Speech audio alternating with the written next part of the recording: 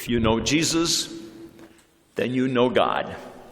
God the Father, the Creator, Mother and Father to us all, the one who gives us life. And the same one who gives that life, we know, also will someday welcome us to our other home. And when that happens, it means letting go. It means letting go of the people whom we've loved along the way and the people who have loved us. But no one looks forward to that. We spend a lot of time trying to stay healthy, don't we? We eat right and we exercise and we do all kinds of things so that we can survive as long as possible. Just talking to a woman who was 97 this last week, and I said, "So how long do you want to live?" "Well, as long as I can." And I thought you'd say, "Well, till 100 or whatever." I said, "In other words, beyond 100. "Oh, yeah. If I can go beyond that, I'd be happy to go that long." And there's something in us that says, I want to continue to be part of this life. And one of the reasons we want to be in this life is because of the people we love. It's because of the love of the people whom God puts in our lives. And how often, and I know some of your spouses or children who died, whom we buried here at Pox or out at St. Peter and Paul Parish, I know I asked them, I said, "What are you worried about most as you anticipate dying?" And what most of them say? "I'm worried about the people I have to leave behind and how they're going to do. I'm worried about how they're going to handle my dying." But then, those of us who continue to live, those of you who are here, you all and every one of us, we handle the death of a loved one, all of us, a little bit differently. And that's why we want to have this evening for us to come together again, because I know for some of you it's very possible that after the funeral you didn't even want to go back to church again. Walking into church is just a reminder of a painful moment in your life of saying goodbye. And sometimes that's hard to keep coming back into church.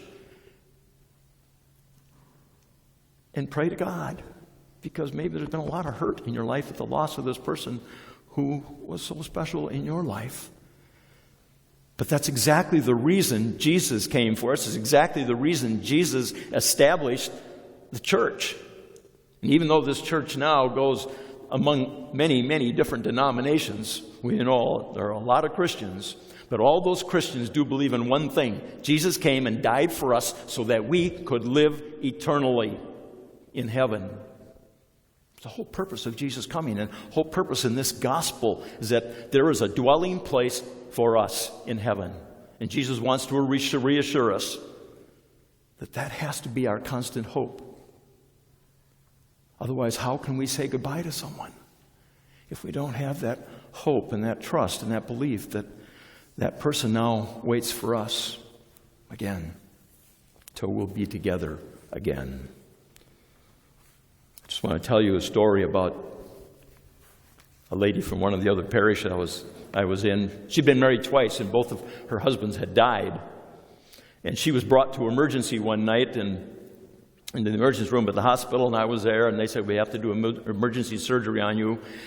So they went to do the surgery, and I came back early the next morning, and first thing she says to me, she says, "Father, I died last night." Even the surgeons told me that I died. There was a while they were sure that they lost me. But she said, "I got to tell you, I had the most wonderful experience. I went to heaven, and both my husbands were there." And she said, they were so happy to see me. She says, I was hugging them and kissing them and throwing my arms around them, and I was telling them how glad I was to see them again. And then they started teasing me about which one of them was going to be my husband in heaven. And she said, "I don't care. I'll take both of you." And she is just going on, and she's telling me, she says, "Father, I mean, some women aren't lucky enough to get one good husband even." But she says, "I had two." And she says, "I'd love to have both of them back again." But she says, "You know what? Then they told me while we were there, they said, 'You can't stay. You have to go back.'" She says, "No, I'm staying. I'm here now, and I'm staying." They said, "No, you have to go back. But we're going to see you again." And she said, "You promise?" He says, "Yeah, we promise. We will be together again."